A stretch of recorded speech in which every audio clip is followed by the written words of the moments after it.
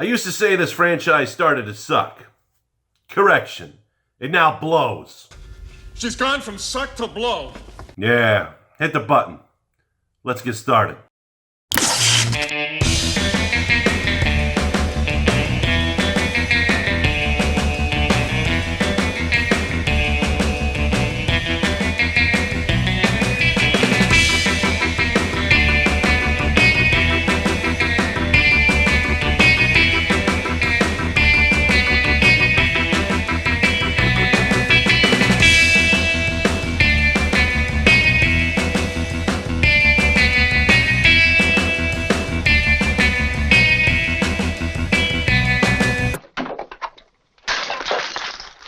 Hey there, hi there, ho there, Andrew here, the horror host of Generations X, Y, and Z inside Davis Manor with a review, recap, react, and rant about The Walking Dead Season 8, Episode 11, mostly focusing on that. I'm actually going to be all over the place, like the writing on here.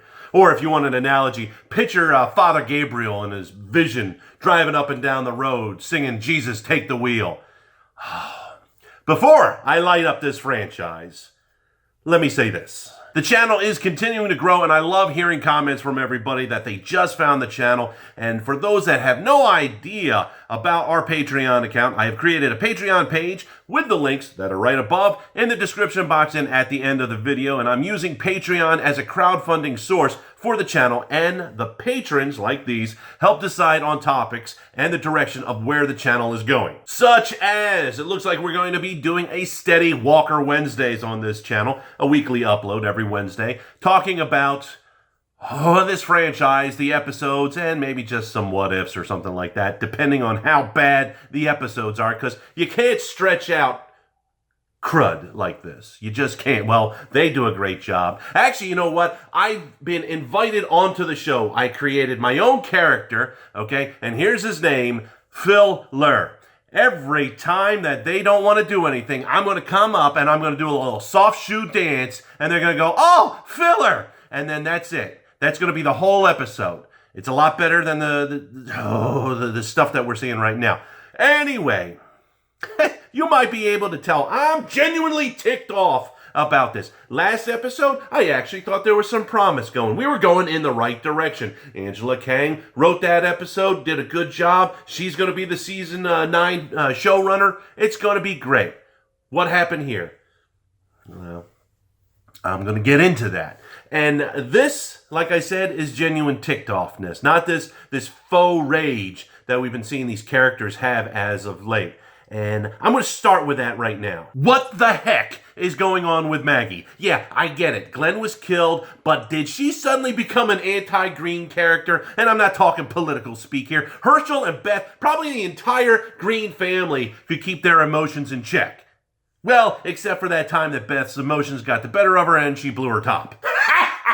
Seriously here, this whole "your rations are being taken away" crap that Maggie is doing, that's not what her daddy taught her. I mean, I'm telling you right now, if Herschel was alive, because he's dead, obviously, spoilers if you didn't know, if he was alive right now and he was in charge of Hilltop, things would be run completely different. And every time that I see Maggie on the screen right now, my eyes glaze over. It's like and I like Lauren Cohen, don't get me wrong. Personally, I want to see Maggie killed off on the show so I can see Lauren go and do better things with her acting career.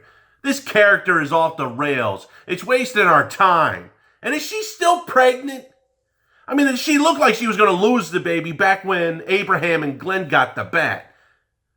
How long has it been since then, anyways? Also, speaking of faux rage, what's going on with Tara Chandler? Again, I like the actor Alana Masterson, but it pains me to see how upset she is with Dwight. She is so hell-bent on killing Dwight because he killed her girlfriend of 2 episodes? Seriously, correct me if I'm wrong, and the internet loves to correct me when I'm wrong, even though when I'm right.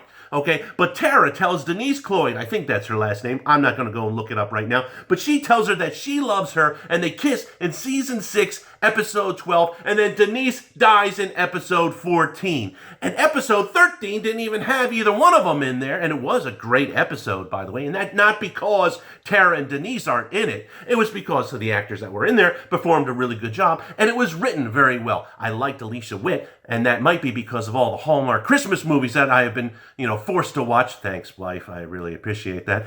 But, like I said, performance well, written well. Who wrote that, by the way? Oh, it was Angela Kang. Someone, please just put her in front of a typewriter and let her write the rest of the show. I'm having an aneurysm, I think. Did Angela write this episode? No, not Dead or Alive or Crap is what it should have been called. Getting back to the pulling of the heartstrings here, that vendetta that Tara has against Dwight. The very next episode that we saw Denise, after Tara says to Denise that she loves her, Denise dies. How am I supposed to feel for Tara or the death of Denise 2 years later when they were a couple for 2 episodes? I've been talking about holding a grudge. I mean, it might not have been 2 years in the show, but it's been 2 years for us. The audience is done with it.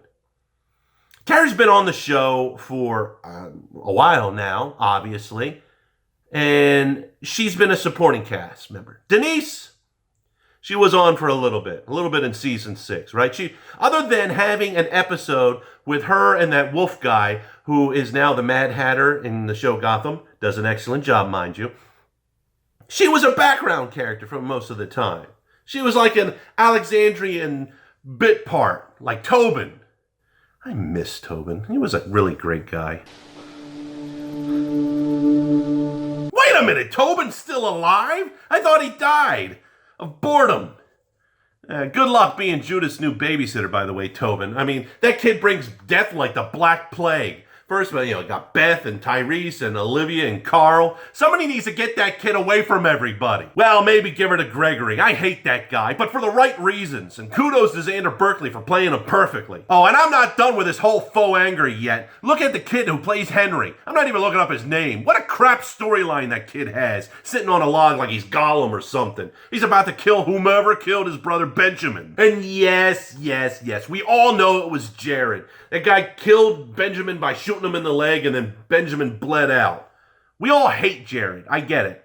The actor does a good job. But that little punk Henry, he better not be the one that kills him. I just want to see the walkers eat Jared. That's all I want. And what? What is with the blood on Henry's stick? Is Gavin making some kind of guest appearance via blood on a stick? Morgan should teach that kid to wash his stick after he's done penetrating somebody. Otherwise, it could lead to infection. Golly, this show.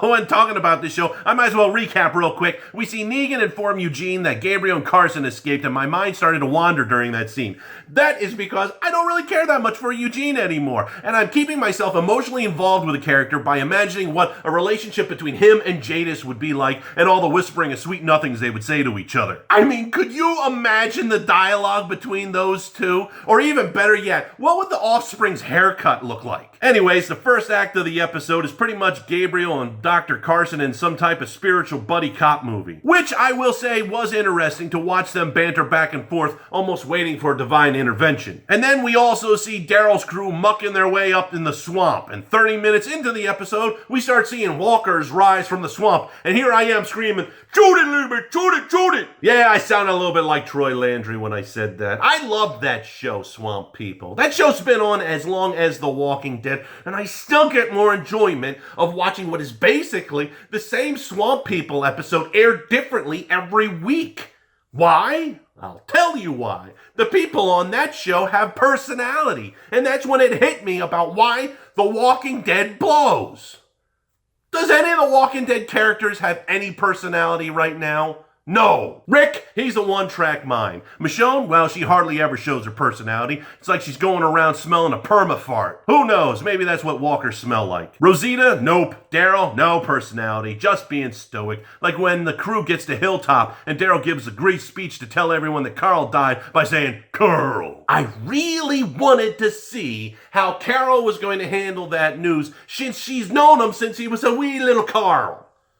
Did we get it? No. We get a montage of people running around in slow motion with no audio, because slow motion brings the feels.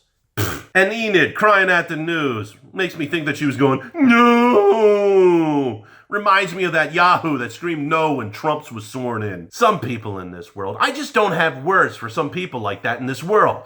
Maybe you're just a screwed up sorority chick who's getting back at her daddy for not buying her that pony when she turned sweet 16.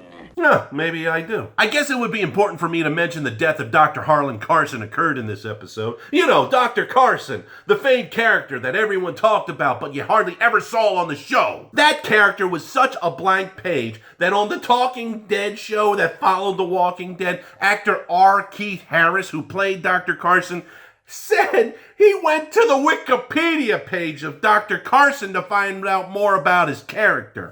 I hope that every producer cringed like I cringed when he said that. To find out that an actor needed to go and find out what the motivation was, the backstory, any type of references, because he wasn't given it by the people that are putting together the show. And it's a real shame too, because Dr. Carson is going to go down as one of the greatest characters in Walking Dead history. I mean, behind Neil, of course. Damn straight. So do you agree with me or disagree with me? Go ahead, leave a comment down below, and remember, like, share, subscribe, plus hit that bell icon so you get notified the moment I upload. And I will see you in the next video.